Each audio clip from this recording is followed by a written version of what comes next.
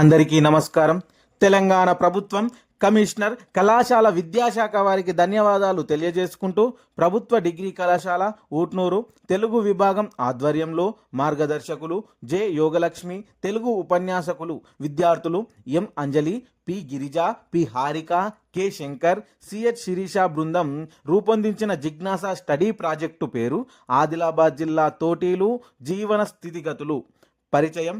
మన తెలంగాణ రాష్ట్రంలో అనేక గిరిజన తెగలు నివసిస్తున్నాయి. అందులో కొన్ని తెగలు అంతరించిపోయే ప్రమాదంలో కూడా ఉన్నాయి. అందులో అత్యంత క్షీణ దశలో మనుగడే ప్రశ్నార్థకంగా మారి కడదశలో జీవనం సాగిస్తున్న తెగ తోటి తెగ. పరిశోధన ఆవశ్యకత. ఆదివాసీలైన అతి ప్రాచీన తెగకు చెందిన తోటి తెగను పరిచయం చేస్తూ వారి జీవన విధానాన్ని, సంస్కృతి సాంప్రదాయాలను, వారికంటూ ఉన్న ప్రత్యేకతలను, వారు ఎదుర్కొనే ప్రధాన సమస్యలను తెలియజేయడమే మా పరిశోధన ముఖ్య ఉద్దేశం. పూర్వ పరిశోధనలు. పిఎస్ సుబ్రహ్మణ్యం గారి ఏ డిస్క్రిప్టివ్ గ్రామర్ ఆఫ్ గోండి గ్రంథం, ఏఎం ఎలిజబెత్ మరియు కేఎన్ సరస్వతి గార్ల సంయుక్త ఆధ్వర్యంలో వెలువడిన తోటి ట్రైబ్ ఆఫ్ ఆంధ్రప్రదేశ్ అనే గ్రంథం, ఎం గోపీనాథ్ రెడ్డి గారి, కె అనిల్ కుమార్ గార్ల political economy of tribal development a case study of Andhra Pradesh అనే గ్రంథం, సుశీల్ కుమార్ గారి ethno linguistic study of Thoti speakers of Telangana అనే పత్రం, ఇండియన్ ఇన్స్టిట్యూట్ ఆఫ్ హైదరాబాద్ వారి Thotis tradition on age old tattooing technique అనే పత్రం మొదలైన గ్రంథాలు విషయ సేకరణకు ఉపయోగపడినవి. పరిశోధన పరిధి. ఆదిలాబాద్ జిల్లాలో చాలా గిరిజన తెగలు నివసిస్తున్నప్పటికీ మేము కడదశలో ఉన్న తోటి తెగను మాత్రమే ఎంచుకొని వారి జీవన స్థితిగతులను, వారు ప్రధానంగా ఎదుర్కొనే సమస్యలను తెలియజేశాము. పరిశోధన లక్ష్యాలు.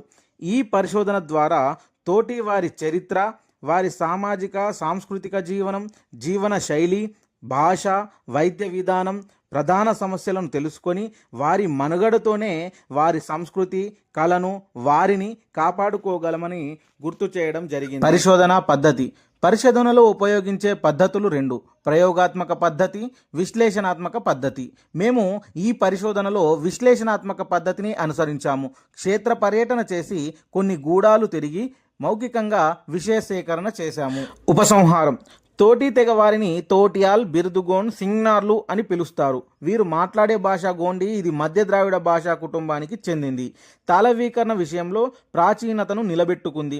వీరు గోండు గూడెములు తిరుగుతూ, గోండు రాజుల చరిత్రలు, ఇతిహాస కథలు పాడుతూ, పచ్చబొట్లు వేస్తూ గోండులకు ఆశ్రితులుగా సంచార జీవనం గడుపుతారు.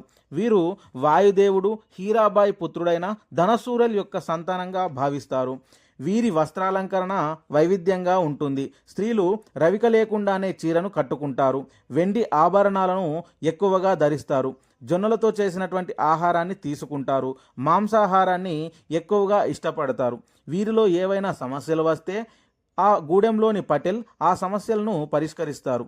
వీరి వాయిద్యాలు చూసినట్లయితే కాలికోమ్, ఢక్కి, కిక్రి, పేప్రే వంటి వాయిద్యాలను వాయిస్తూ తింసా నృత్యాన్ని చేస్తారు. ఆ నృత్యం ఈ విధంగా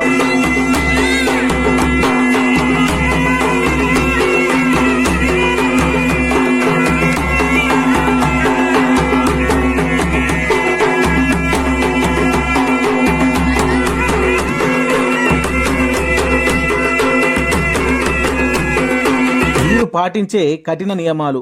వీరు పెళ్లిళ్లను 2 సార్లు జరిపిస్తారు. పెళ్లి చేసుకునే యువతికి పచ్చబొట్టు ఖచ్చితంగా ఉండాలి, లేదంటే పెళ్లి చేయరు. పెళ్లికి ముందు వధూవరులను వారి గూడెంలోని అందరి ఇళ్లలో స్నానం చేయిస్తారు. పెద్ద మనిషి అయిన ఆడపిల్లలను, గర్భవతి స్త్రీలను ఇంటి ప్రక్కన ప్రత్యేక పాకలో ఉంచుతారు. వారిని ఎవరు కూడా తాకరు. మిక్కిలి నియమాలతో జాతరలు, పూజలు చేస్తారు. ఏ శుభకార్యమైనా అశుభకార్యమైనా నల్ల మేకను కానీ నల్ల కోడిని కానీ బలి ఇస్తారు.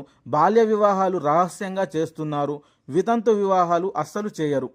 వీరు ఎదుర్కొనే ప్రధాన సమస్యలు: ఆహారము, త్రాగునీరు, రక్తహీనత సమస్య, విద్యా వైద్యం నామమాత్రంగానే ఉండడం, మైదాన ప్రాంతాల వ్యక్తులతో కలవలేకపోవడం, నాటు వైద్యానికే ప్రాధాన్యతను ఇవ్వడం మొదలైన సమస్యలతో పీవీటీజీ అంతరించిపోయే ప్రమాదంలో ఉన్న ఆదిమ తెగ వర్గంలోకి చేరింది.